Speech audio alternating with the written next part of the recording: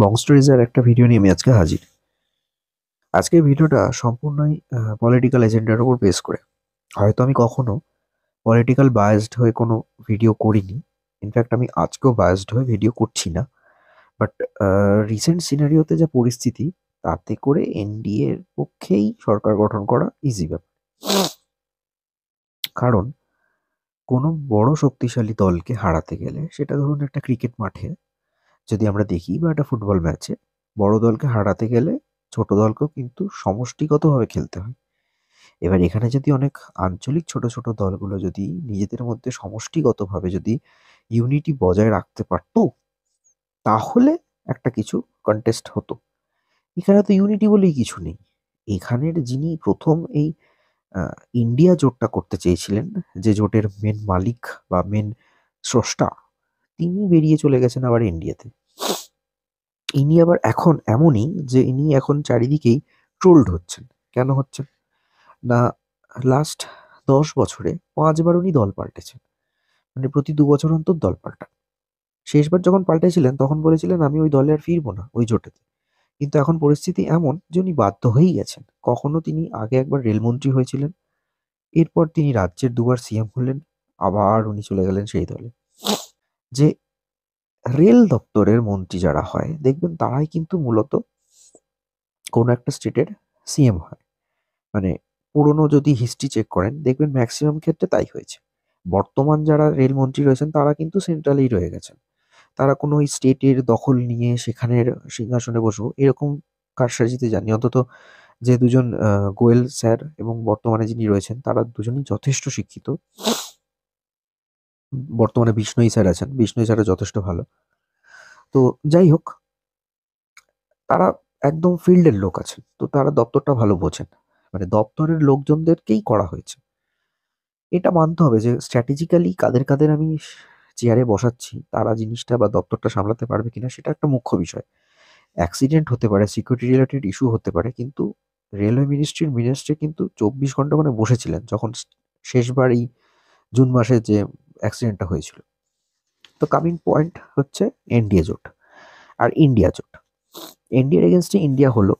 এবার ইন্ডিয়ার যে মেন পিলার ছিলেন, তিনি তো বিহারের সিএম। তিনি এক রাত্রিরে দল চেঞ্জ করলেন, দিয়ে ইস্তফা দিলেন, পরের দিন সকালে উঠে আর একটা অন্য দলে যোগ দিলেন এবং আবার রাজভবনে গিয়ে শপথ গ্রহণ করলেন। তো এরকম একটা ছেলে খেলা চলছে। সিমিলারলি যদি দেখি, আরেকজন যিনি পিলার ছিলেন, সেই পিলারের যিনি ম্যাডাম, উনি বেরিয়ে গেছেন। এবার ওনার পয়েন্ট অফ ভিউতে উনিও ঠিক, উনি বা থাকবেন কেন? ওনার বেরিয়ে যাওয়াটারও একটা লজিক আছে। কেন কি, ওনার ক্ষেত্রে যেটা হয়েছে, উনি বলেছেন যে এই যে ইন্ডিয়া জোটটা করা হচ্ছে, এই ইন্ডিয়া জোটের যে মুখ্য কারিগর, যে আঞ্চলিক দলগুলো রয়েছে, তাদেরকে সমান গুরুত্ব দেওয়া হচ্ছে না। ব্যাপারটা বুঝতে হবে। কংগ্রেস, আমি নাম করে বলছি, কংগ্রেস হয়তো সবসময় যদি বলে যে আমি চালাবো, আমি থাকবো, তাহলে তো কিছু করার নেই না। তাহলে তো ব্যাপারটা সেই পরিবারতান্ত্রিক হয়ে গেল। সেখানে তাদের কথাই শুনতে হবে, সমঝোতায় আসতে হবে, সমষ্টিগত আন্ডারস্ট্যান্ডিং করতে হবে। তো সেটা যদি না হয় স্টেট টু স্টেট, তাহলে কোনো আঞ্চলিক দলই তাদের সঙ্গে হাত মেলাবে না। দ্যাটস ওয়াই প্রত্যেকটা রাজ্যের আঞ্চলিক দলগুলো লাইক পাঞ্জাবও বেরিয়ে গেছে। এইভাবে যদি প্রত্যেকটা দল বেরিয়ে যায়, তাহলে কোনোদিনই ইন্ডিয়া দাঁড়াতে পারবে না, ইন্ডিয়ার পিলারগুলো ভেঙে পড়বে এবং কোনোদিনই তারা 2024 কেন 2094 পর্যন্ত এই এনডিএর এগেনস্টে যেতে পারবে না। এবার যদি দেখি যে এত কথা উঠছে কেন ইন্ডিয়ার এগেনস্টে এনডিএ বা ইন্ডিয়ার এগেনস্ট ইন্ডিয়া, ইন্ডিয়া হয়তো এসে মনে হতে পারে যে জিনিসপত্রের দাম বাড়িয়েছে বা কিছু, বাট ওদের তো কন্টেস্ট করার এগেনস্টে কেউ নেই। 2-3টে মুখ আছে ভাই। এবং গত সপ্তাহের 22 তারিখ যখন রাম মন্দিরটা তৈরি করেছে, রাম মন্দির তৈরি করার পরে কিন্তু ব্যাপারটা আরো স্ট্রং পজিশনে চলে গেছে। সবাই বুঝতে পারছে যে এদেরকে কোনোভাবেই এখান থেকে সরানো যাবে না, এদেরকে কোনোভাবেই হারানো যাবে না। তাই এক এক করে বেরিয়ে যাচ্ছে বা কেউ ওদের সাথে আবার জোটে চলে যাচ্ছে। ভেরি সিম্পল, যে এখন যার পলিটিক্যাল বাস্ট বা পলিটিক্যাল সিনারিও ইন্ডিয়াতে যা হয়ে আছে, তাতে এই নিজের দেশের হিন্দুত্বকে বাঁচিয়ে রাখার একটা অদম্য চেষ্টা যেভাবে চালিয়ে যাচ্ছে আরএসএস এর সাথে এনডিএ, তাতে ওদের এগেনস্টে কেউ যাবে না। ইনফ্যাক্ট ওদেরকে সবাই সাপোর্ট করবে এবং ওদের এগেনস্টে যাওয়ার জন্য বা ওদের অপোজিট দল হওয়ার জন্য যে পরিমাণ জোট বা যে পরিমাণ স্ট্রংগেস্ট পয়েন্ট রাখার দরকার ছিল, সেটা ইন্ডিয়ার মধ্যে নেই। Very simple.